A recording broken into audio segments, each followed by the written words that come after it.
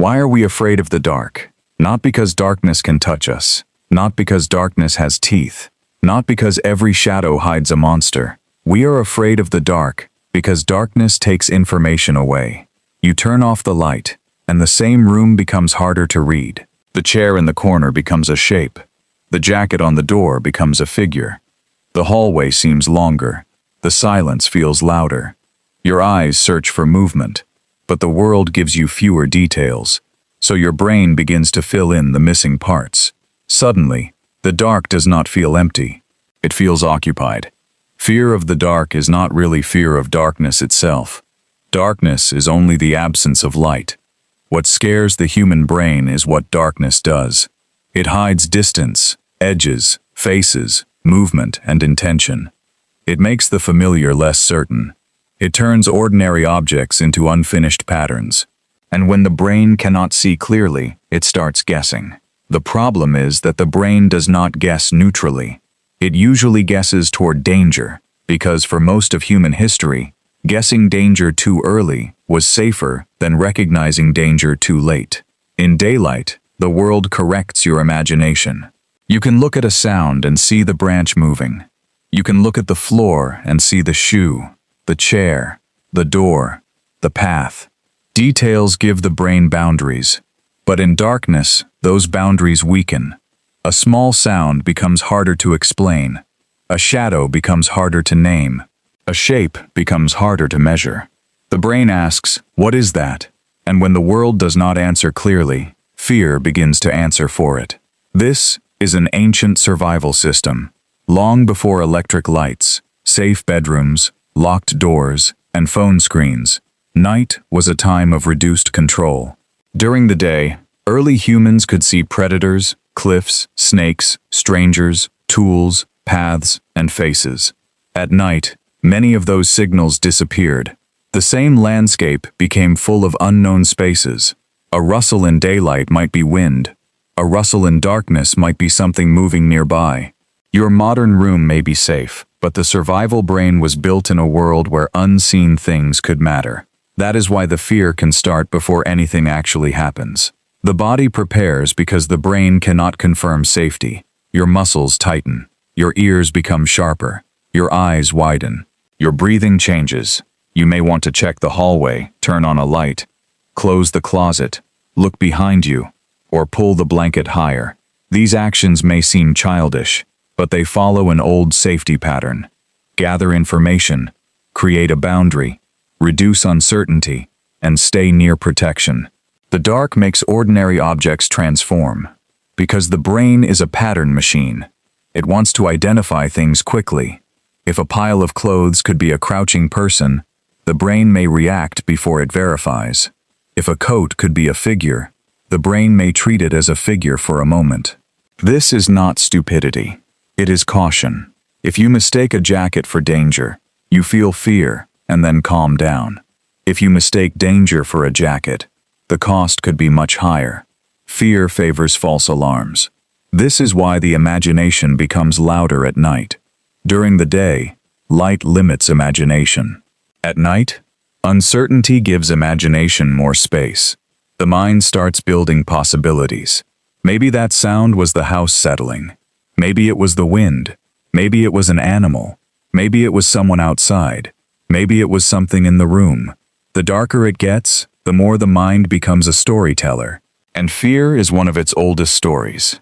Children often fear the dark because their brains are still learning the difference between imagination and reality, normal and dangerous, safe and unknown. A shadow is not just a shadow to a child.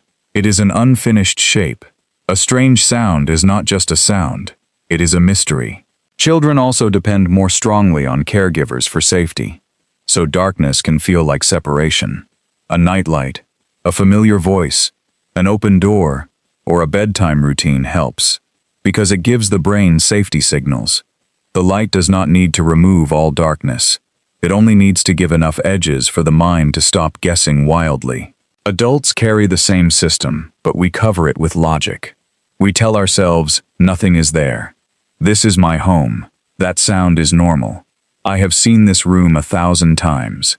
Sometimes logic works, But logic does not always silence the survival brain, especially when we are tired, alone, stressed, or in an unfamiliar place.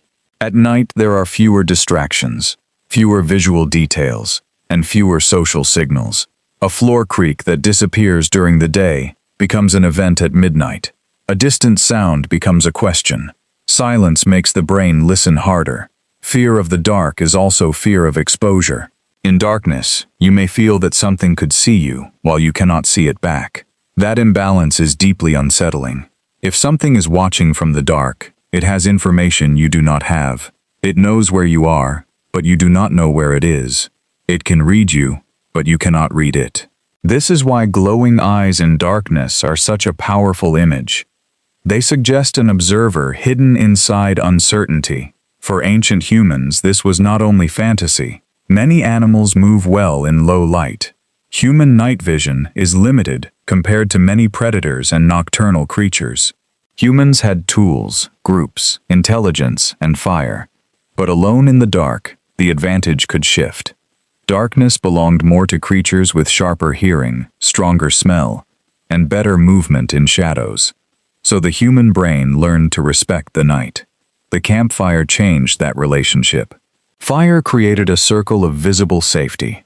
It pushed darkness outward. It gave warmth, light, protection, and a center for the group.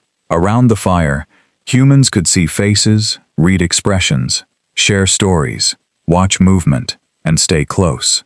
Inside the circle were warmth, belonging, information, and human voices. Outside the circle were shadows, hidden eyes, unknown movement, and uncertainty. Fear of the dark may be an emotional memory of standing near that edge, where the known world ended and the unseen world began. Darkness also makes the brain more likely to imagine agency. Agency means believing that something has intention. A random sound becomes someone moving. A shadow becomes someone standing. A creak becomes someone approaching. The brain does not only ask, "What is there?" It asks, "Who is there?" That word changes everything. Wind is not personal. A hidden watcher is personal. A chair is not dangerous. A figure in the corner might be. Darkness makes it harder to separate object from agent, accident from intention, harmless from harmful. So the brain leans toward caution. This is why horror uses darkness so easily. Darkness is frightening, not because it shows us something, but because it refuses to show enough. A monster is often most powerful before it is fully seen. Once the brain can see a threat clearly, it can measure it. How big is it? How far away? Can I escape? Is it real? What does it want? But when the threat is hidden, imagination has no limit. The unseen thing can be any size, any distance, any intention. The dark gives fear a blank canvas, and the mind paints quickly. But fear of the dark is not always about predators or strangers. Sometimes it is about being alone with your own mind. When the lights go off, the outside world becomes quiet, and internal noise grows louder. Memories return. Worries return. Regrets return. Tomorrow's problems arrive early. The room becomes a screen, and the brain becomes the projector. Darkness removes visual distraction, so unfinished thoughts can fill the space. This is why anxiety often feels louder at night. You are not only afraid of the room, you may be afraid of what your mind brings into the room. Still, darkness is not only negative. Humans need darkness for sleep, rest, privacy, and recovery. Many people love the dark when it feels controlled. A quiet bedroom, a soft lamp, a familiar blanket, a campfire, a night sky, a trusted person nearby. The issue is not darkness itself. The issue is darkness without safety signals. A dark room with a trusted person nearby feels different from a dark alley alone. A dark forest with friends and a fire feels different from a dark forest alone. A familiar room feels different from a strange basement. The brain does not simply ask, "Is it dark?" It asks, "Can I understand this darkness? Can I predict it? Can I control it? Am I alone in it?" This is why a small light can help. It does not need to turn night into day. It only needs to give the brain enough information. A nightlight turns a monster shape back into a chair. A hallway lamp gives the room edges. Moonlight makes the window, the wall, and the door readable again. Fear shrinks when the world has edges. Familiarity also reduces fear. The more you know a room, the less your brain has to guess. You know where the chair is. You know the sound of the refrigerator. You know the shape of the curtains. You know which floorboards creak. Familiarity becomes an internal map. But in a new place, the dark grows stronger again. A hotel room, a strange hallway, a forest trail, an empty street, or a basement gives the brain fewer stored answers. Prediction is weaker, so scanning becomes stronger. The same brain also explains why fear changes from night to night. If you feel calm, connected, and familiar with your surroundings, the dark may feel soft. If you are stressed, lonely, or already anxious, the same darkness can feel sharper. The room has not changed, but the brain reading the room has changed. Fear is not only about what is outside, it is also about the state of the nervous system looking outward. This is why people often reduce dark fear by adding small anchors of certainty. They close the door in the same way. They leave a dim light on. They check the window once. They keep the phone nearby. They sleep with familiar sounds. These habits work because they tell the brain, the map is stable, the environment is known. Nothing new is entering the space. The goal is not to prove that fear is silly. The goal is to give the survival brain enough information to stand down. That is why the fear feels older than the room itself. The room is modern, but the reaction is ancient. Your brain is not asking whether the lamp is beautiful or the blanket is soft. It is asking whether the dark has stolen too much information from you. Fear of the dark is really fear of missing information.